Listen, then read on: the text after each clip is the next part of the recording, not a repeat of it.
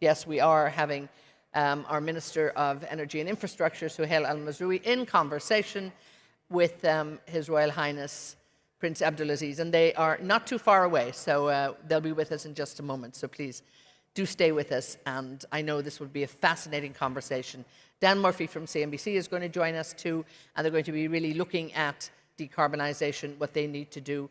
There's a huge green agenda happening in Saudi Arabia at the moment, and this is something that we're all very carefully watching. And I think time and time again, the two ministers have very deep discussions about what they're doing, and it's great to have the two of them together. So without a doubt, this will be of tremendous interest. We're also looking forward to looking at the circular economy later on, and we're also looking forward to, if I might ask our colleagues on the side, Rose, help me here, perhaps if we could disperse a few of them. But please do stay for the ministerial panel, really. It will be so worth your while here to make sure that you're here with us, because I think there's so much that's going to be added to it. And indeed, when it comes to investment, when it comes to projects, when it comes to what we're all looking forward to, it's without a doubt, these are two of the key people in the region that I think we'll all want to listen to. As I say, later today, we're going to be looking at the circular economy and really looking what's going on in terms of how we're managing that. We're going to hear from BCG on that. We're also going to hear about water and power. And we've heard a little bit about it earlier too, in terms of, decoupling investment here. Do we need to do them separately? Should we be doing cogeneration? What needs to happen here? We have another great global leadership panel too on water, desalination and recycling. And then, of course, later today, we're going to be looking at gas. LNG, is it a bridge or destination? And, again, we're looking at green financing later. We've heard perhaps a little bit about it there, but we're going to hear about it in greater depth. Like yourselves, I'm waiting for the signal here to see when we will have our ministers joining us, and I think it should be very, very soon. So it's just a matter of you all sitting comfortably and anticipating this great discussion, because it really, really will be. We're so looking forward to it, and it's just been wonderful that His Royal Highness has taken the time to come to the UAE and to join us for this discussion. So we still have, I see some people joining us. We've got a few seats here in the front if you want to come and join us. Gareth, I see you looking. We have a few nice seats over here. Please join us, or there, wherever you've got seats. There is a reserve table there, which you can see. So I'd kindly ask you that reserve table is for the ministers. So, gentlemen, if unless you're with the delegation from the UAE or Saudi Arabia at the moment, I'd ask you to please, wait, and we'll have that one reserved for them. So I'd kindly ask you to wait, because what to anticipate in this discussion, who knows? They're going to be talking about their decarbonisation agenda. Clearly, there's a lot of issues too in terms of the situation at the moment, the fuel balance. Dan, without a doubt, will probably be talking to them about what's going on at the moment. We can't have the future energy conversation without having the current energy conversation. And I think this is time and time again what must be put together, and what is so important for all of us, I think, to understand where we're starting right now, what the situation is like, and how we move it, how we move it forward. So it promises, of course, to be a lively conversation. His Royal Highness always has some tremendous words of wisdom for us all to think about, to look at, and I'm sure we have some members of the press here today, so he particularly likes to leave a few words of wisdom for them to decipher, and to perhaps sometimes to challenge them as well. So I'm just waiting for a signal here from our organisers, and let me know what to expect, and we'll make sure that we have the ministers up here for you in just a minute. There's tremendous demand, of course, as you can imagine, on them to come and visit the exhibition. There's a lot of key players here, a lot of suppliers, a lot of the CEOs who are in place that will be eagerly looking for them. They've had a series of meetings, and you can imagine they're here by popular demand, and a lot of people looking for their attention. So we're just watching and waiting that any minute now they'll turn that corner and they'll be back up on stage here, to which is what you want to do, and it'll give me a break and I can get off. So I hope you've had time to actually go visit the exhibition as well. I think I was in there earlier, and it's very busy. There's some great exhibitors on place, some of the great suppliers that are here. Our host, Taka, have a magnificent stand. I did mention to them, it has the wow response. I guess that's what they were looking for here, and we've seen and heard a lot of information and content coming from the great work that they're doing as well. But all of our suppliers who are there, of course, we hope you have time to go and visit them, take time to talk to the ministry, a lot of people there from the ministry as well, and just lots of people looking around in terms of what we can expect and what's going on. I do believe I'm having a signal on my left to your right, and I think we're in business. Dan Murphy is in the house, as is His Royal Highness and His Excellency Al Mazroui. So I think I'm going to hand this over to my good colleague and friend Dan Murphy from CNBC, and Dan will introduce His Royal Highness and the Minister and get down to this fabulous conversation that we've all been waiting for. And I'm absolutely delighted to see them both and to welcome everybody to this World Utilities Congress. Your Royal Highness, it's a joy to have you with us, and Your Excellency, thank you so much. Over to you, Dan.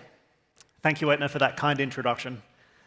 Your Royal Highness, Your Excellency, thank you so much for being with us today. Hello, everyone. Dan Murphy with you from CNBC. We appreciate you joining us as well. Today's conversation on energy security and decarbonization is, of course, a critical one, as Europe faces an energy crisis that began long before the invasion of Ukraine.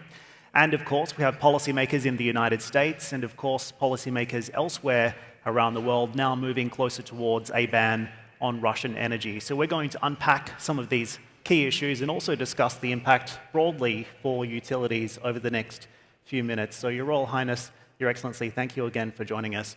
Pleasure. To begin, I would like Your Royal Highness just to perhaps help us understand current fundamentals in the energy market and how this is impacting utilities broadly. Hello to you, sir. Well, primarily, I think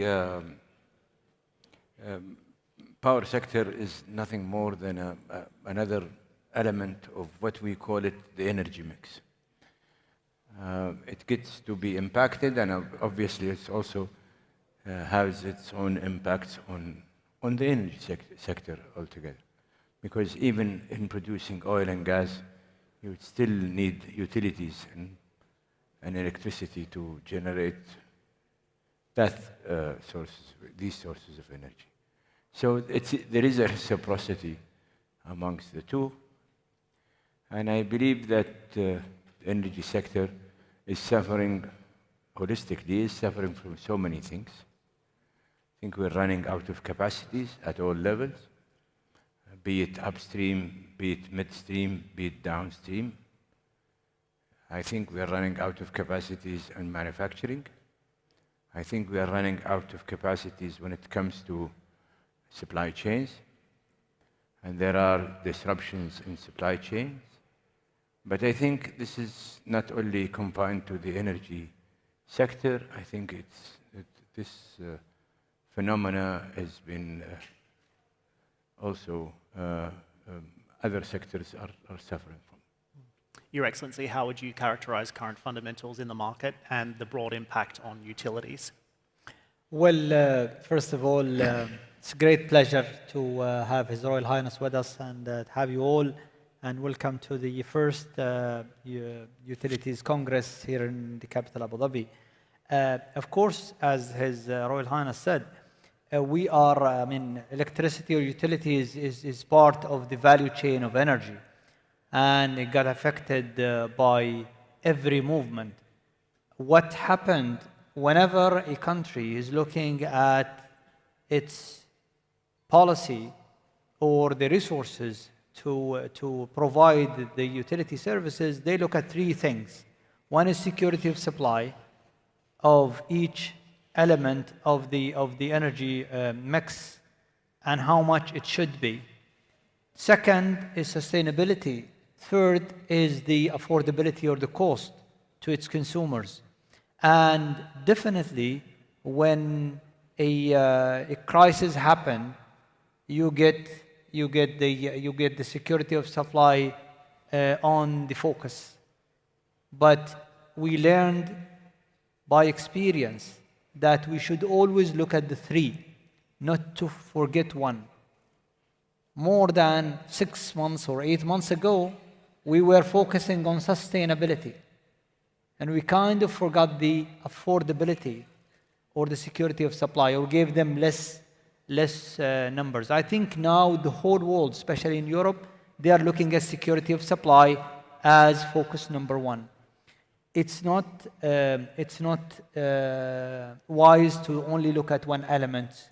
We here in the region, here in the Emirates, look at the three, try to balance them, and try to choose one. Gas is always going to be important, even though today it's very expensive. But people are focusing as if crude oil or products are the only thing that have increased. But if you look at the other sources of energy, everything the oil would be probably the least that has increased compared to the coal, compared to the natural gas, which is fueling most of the power plants in the world. And I think down the road we need to come up with strategies that weigh all of those three. We need at the same time not to abandon or forget any resource, especially at this. We are living at a crisis of the supply because of the lack of investments. So this is the worst time to think of forgetting some of the resources and focusing on others. That is only going to increase the prices and makes it worse. So as a wise advice we give as an OPEC Plus seasoned, I would say, ministers here, with His Royal Highness, of course, much more senior in his experience, we think we need to calm and we need to use all of the resources that we have until governments have some alternatives that they don't have today. Your Excellency, to your point, when you talk about these decarbonization pathways that have the most limited impact on consumer prices, what is the solution there? Because at the moment, when you look at the fundamentals in the product market, we see gasoline, we see jet fuel, we see other products surging at the moment. Obviously, that has a direct translation for the consumer. How worried are you about the surging cost of products right now? Well, Go ahead, Your Royal Highness, please. I'm just going to pick up from where Suhail ended, which is we as Saudi Arabia, we look at the whole thing in a comprehensive way. Because we are also, as UAE, we're doing all of the above. We're doing oil, we're doing gas, we're doing renewable, we have electricity, and we'll be doing even geothermal and what have you, and nuclear and what have you.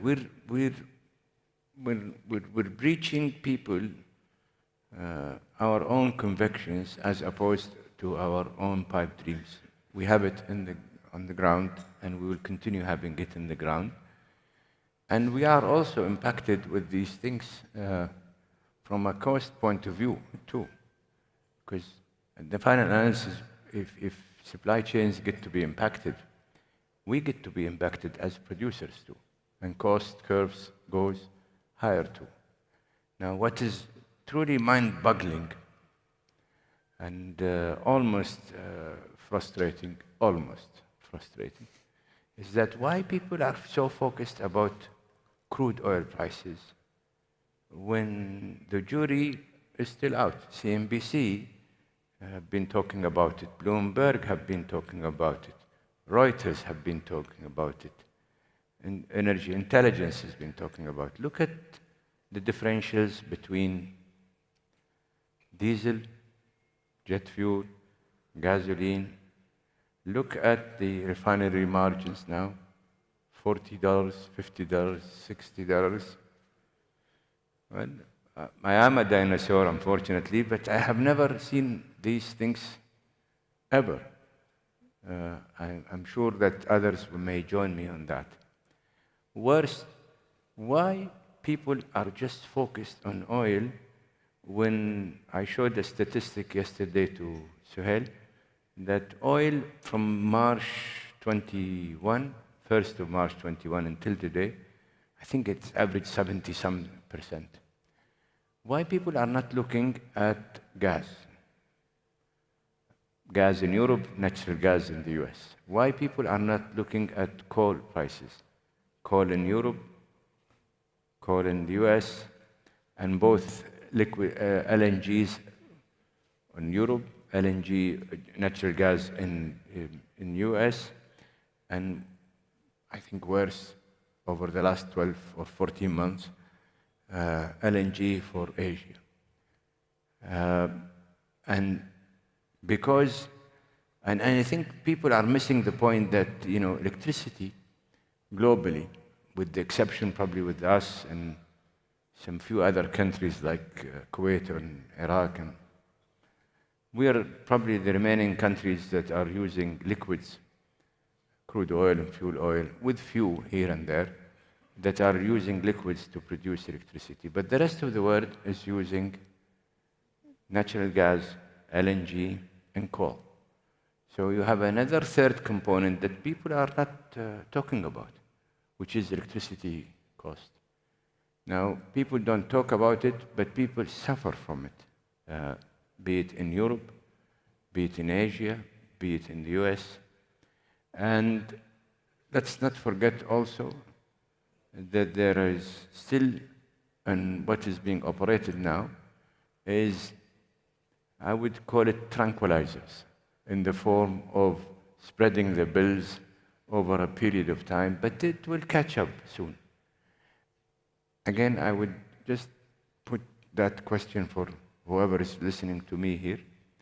What is it about oil that the world does not like oil price to increase when everything else had increased by at least 300%?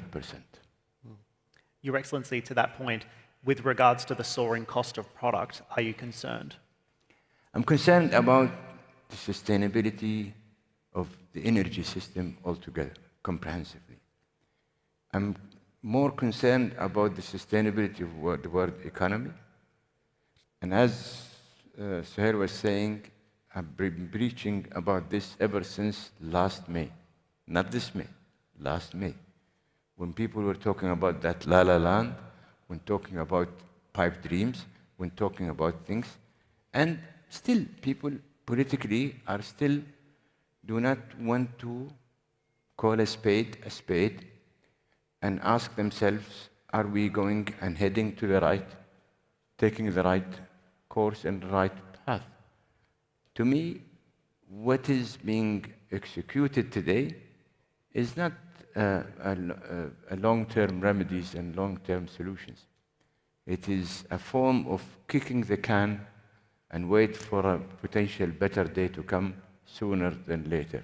Is it, and what we see now, comprehensively or collectively, is something that can give people the comfort that things are being attended to today, is something that can be called sustainable answers to the calling of the future.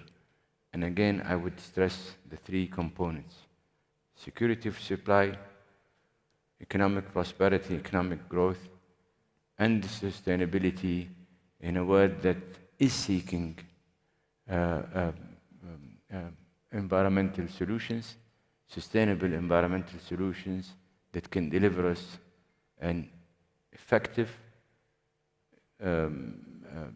cost-effective, efficient, and energy system that can enable us to let us achieve our environmental goals and objectives. So let's talk about OPEC policy in this environment. We have two of the most senior OPEC ministers on stage with us. Over the past few months, the OPEC policy has been to stay the course. That is, gradual output increases, and meetings that have ended in less than 15 minutes' time. Why is staying the course the most appropriate course of action in this environment when we have oil prices still above $100 a barrel? You want me to take it, Your Royal Highness, while you're drinking? You're the boss. Well, we are professionals in OPEC, and we always look, our job is to look at the supply and demand balance. And when we look at the numbers and we look at the supply and demand, we see it balanced. The political issue that caused this chaos is something that is outside of what we discuss. We're not siding with anyone, but we are warning that if we, especially at this time of where the supply is in many countries have got caught up with the lack of investments, and we're seeing countries even within OPEC Plus not being able to produce what they used to produce 2 years ago. That's, I think, an alarming sign for all of us to take what's available and not to leave some of that production on the table and say, we don't want that kind of production or that oil, and we would like to be selective. That's what we cannot do. And that's what will cause the inflation in the prices. That what would hurt the consumers. Our advice is we need, at this time, to include all of the production that is available. It's all crude. Now, politics aside, if you take that, and if oil was not politicized, then you would see that perfect balance, and we're going to see, hopefully, a reduction. But there is something that outside our control, and we believe that is what is causing the imbalance and the higher oil prices, not the fact that the market would require more barrels. It's the movement, it's the traders' movement it takes to move certain barrels from one geography to another geography, and all of what takes with it. And that takes time. So that, I think, is what is causing it. And we are trying to meet every month, and our team meets several times within that month, just to look and monitor the market. Is there a requirement for an increase in production? And we are increasing, actually, the production with what it requires. We need not to forget that also there is a lockdown in certain parts of the major importing countries like China and others, and there is some oil that is coming from some of the OPEC members that we don't know how much and when. So we are wise, and we are balancing all of these factors. But trust us, when it comes to the balance is there. We don't see a huge shortage. But again, I mean, we cannot guarantee that the shortage is not going to happen in the future. Definitely, when demand recover fully, we could see a potential shortage if we're not investing. Unfortunately, now we're seeing some investments comes back in the US and others, and those are good signs. And we are investing here in the Emirates and some others. But let's not forget, oil is not going to solve the bigger problem that we are seeing, which is related primarily to the gas and primarily to the other fossil fuel like coal even. So those are things that because there is nothing like OPEC or OPEC Plus to govern or to administer. His Royal Highness always calls it like a central bank. We are the central bank of oil. That's why you don't see a 200, 300% increase. And because we have that, I would say, a regulatory body that monitor and invest when others are not investing, we could do part of the job, but we cannot do it for all. We're producing together 40%, let's say, of the world. There are other producers that they need to do their job as well. We need to be fair with this organization and not to ask it to solve all of the problems in the world when it's not related to the supply and demand. So, Your Royal Highness, how will OPEC Plus respond to a European ban on Russian oil? Is there an appropriate response that the group can actually make, given current fundamentals? First of all, just as a continuation of what Suhail was saying, again, I spent the best part of what I've said to you a while ago was to remind people that this is an entire system. Again, I would repeat, it's so mind-boggling why people are focusing on the $100 crude when they are not focusing on the, according to Bloomberg yesterday, the $250 of gasoline or diesel or whatever. I think Bloomberg came up with that number. Even CNBC is reporting. What is it that people are so much focused on why people are getting $100, we, the producers, not just only OPEC Plus, while everybody else is accommodating and not talking about LNG prices, coal prices. I would argue even in the US, let's not forget that in March 21, natural gas prices in the US was $2.8. I left it the day before yesterday was $8 or somewhere around $7, $8. Why people are not talking about it? Why people are not talking about coal prices? They want to ditch the questions because these questions would put them on the spotlight. What to do? Throw it at OPEC Plus. Focus on the $100. Is this a solution? No. Would it mitigate an energy crisis existent and may continue to be with us? No. Does it bring solutions? No. I'll give you even, as I said earlier, the world needs to wake up to an existent reality. The world is running of energy capacity at all levels, including SPR. This is a reality. Is it our calling for OPEC Plus to get to this point? No, it isn't. Is it our own making? No, especially the two countries sitting in front of you. Correct, but with regards to the Russian ban, No, Your Royal Highness, this is much more crucial. is there an OPEC Because response? we are increasing capacities ourselves and the UAE in terms of production. We are increasing capacities when it comes to refining ourselves and the UAE.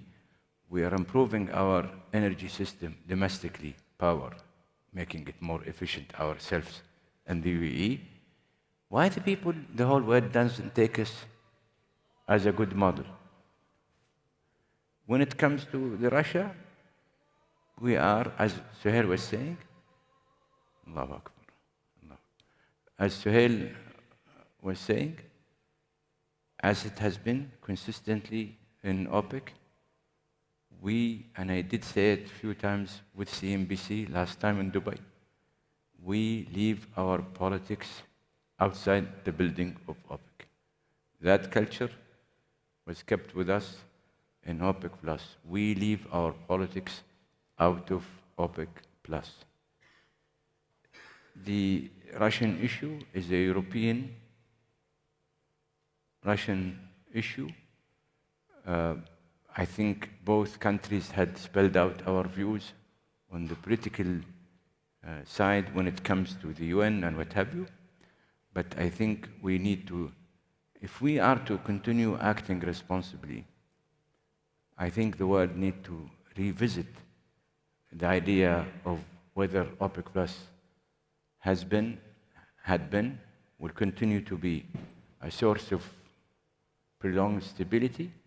I think the answer, yes. It's about time that the world live with this as a reality and shake up and form up to really come out of the closet and ask the proper questions, which is what we can do today for a better tomorrow where we have stable, sustainable energy system that enable us rather than inhibit us from reaching out to our own prosperity target, sustainability target, and all other targets, because energy is an enabler and it should not become an inhibitor.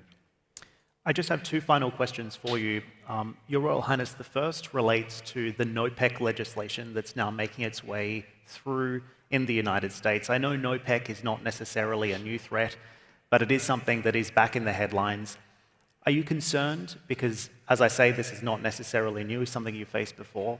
And the second question to Your Excellency Suhail, because you mentioned it earlier, how concerned are you about the demand picture that we see out of China, given ongoing lockdowns currently there?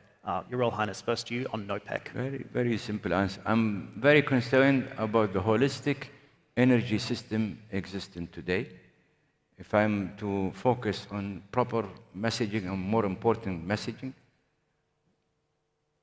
the world needs to work collectively, responsibly, comprehensively in providing us and salvaging the world economy from two things: supply chain issues and services issues, including energy. Because without these two, and this is fundamentally why we are here today, is the most profound two topics that we need to focus on, aside from politics. The question again? The question was on the concern around lockdowns in China and the impact that this is potentially having on oil demand.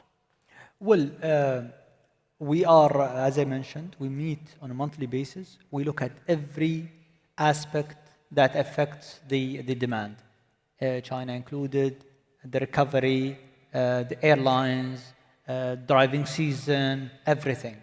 And we come up with the required of our share, of course. We need to not to forget that we, OPEC Plus, cannot compensate for the whole 100% of the world requirement. How much we produce, that is our share, and we're actually, I would bet that we are doing much more just to cover our share of the supply. So we are taking a burden on doing that, and that's a legacy, I would say, burden that we've been taking. But we need to be appreciated for doing that. And we need to be trusted when we are coming up with our numbers, because we've been transparent. We're using international, more than 6 sources of internationally recognized independent when we look at the numbers. So I don't think anywhere else you would see this transparency, this openness, and this collective work. And the last thing we want is someone trying to hinder that system. If you hinder that system, you need to watch of what you are asking for. Because having a chaotic market, you would see, similar to the gas, a double or triple increase, 200%, 300% could be an increase in the prices that the world cannot handle. We care about the consumers. They are part of our business, and we're trying to do our best in maintaining that balance as much as possible. But we need to be appreciated. That's the last message I would say. We are responsible for bigger issues, and we need to be focused. We need to find solutions, not to find problems. Your Royal Highness, some final thoughts? It's not final thought as taking the opportunity with this wonderful forum and being televised, I'm sure, with CNBC. Again, I would repeat, for the sake of the world prosperity, world economy, world well-being. People need to take all these masks and masquerades, sit on a table, work out a realistic approach of how we can attend to today's situation and the future situation. It is such an easy thing to try to find somebody to throw the blame at. But it is a tough quest to recognize that people need to reconsider what they have embarked upon and rethink and be honest with their constituents on what needs to be done to save the day. I would repeat, and I'm not trying to be more of a scaremonger here, but out of sheer responsibility. The world is running out of energy capacities at all levels. Your Royal Highness, Your Excellency, thank you so much for sharing your insights with us today, and thank you all for listening in. Let's give our guests a round of applause, please. Thank you, gentlemen. Thank you.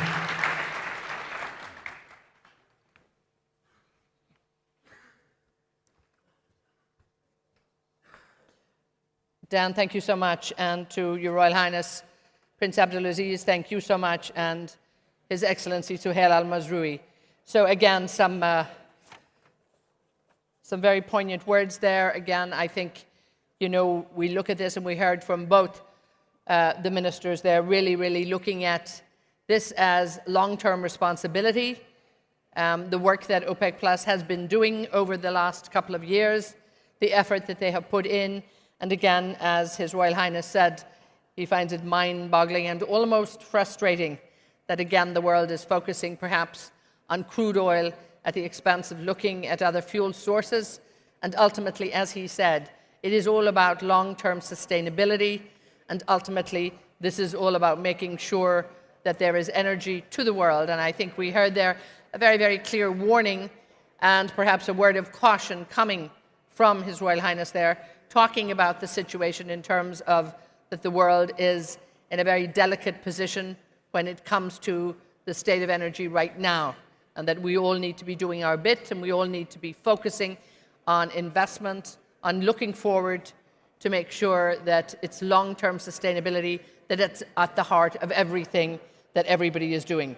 Also, we heard from His Excellency Suhail that we're looking at supply and demand, and again, the work that OPEC Plus does in terms of balancing the market. This is their true focus. This is their continued focus.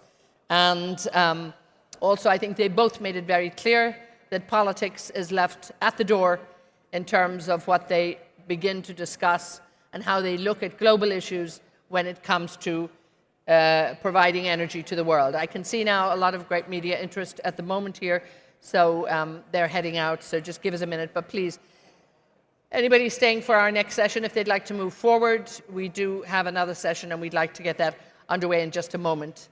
So please join us here. We have plenty of room in the front. So if you'd like to join us here, our reserve tables have opened up and we do have a great discussion that we're going to be looking at now when it comes to, you know, what is going on in terms of our next session here. So just the circular economy, something that we've heard time and time again, something we all need to look at as the energy transition takes place. So let's get this started. Once again, you know, a big thanks to His Royal Highness and to the Energy Minister from the UAE for that very powerful session there. I know you've all thoroughly enjoyed it and listened with great care and attention.